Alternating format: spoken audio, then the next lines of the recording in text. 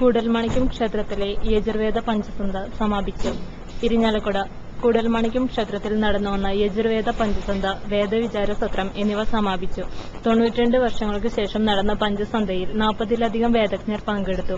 ഇരിങ്ങാലക്കുട കാഞ്ചി കാമകോടി യജുർവേദ പാഠശാലയിലെ വിദ്യാർത്ഥികളും വേദോപാസനയിൽ പങ്കെടുത്തിരുന്നു. 100 ദിവസങ്ങളിലായി രാവിലെ 5:30 മുതൽ രാത്രി 12:30 വരെ തുറന്നിരുന്ന ശ്രീകോവിലിനു മുന്നിലെ നമസ്കാര മണ്ഡപത്തിലാണ് വേദോപാസന നടന്നത്. 11-ന് കുടുംബ പ്രയോഗിക്കുന്നതോടെ യജ്ഞം സമാപിച്ചു.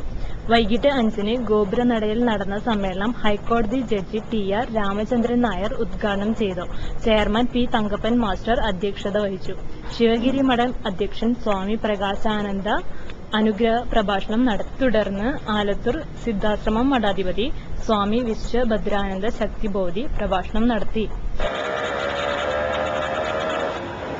അധ്യക്ഷ പ്രസംഗം ശ്രീ തങ്കപ്പൻ മാസ്റ്റർ ചൂണ്ടിക്കാണിച്ചതുപോലെ ഭാരതീയ സംസ്കാരത്തിന്റെ ഏറ്റവും കാതലായ, അല്ലെങ്കിൽ ഭാരതീയ സംസ്കാരം അന്നും ഇന്നും ലോകത്തിന് മുമ്പിൽ നിലനിൽക്കുന്നതിന്റെ ഏറ്റവും കാതൽ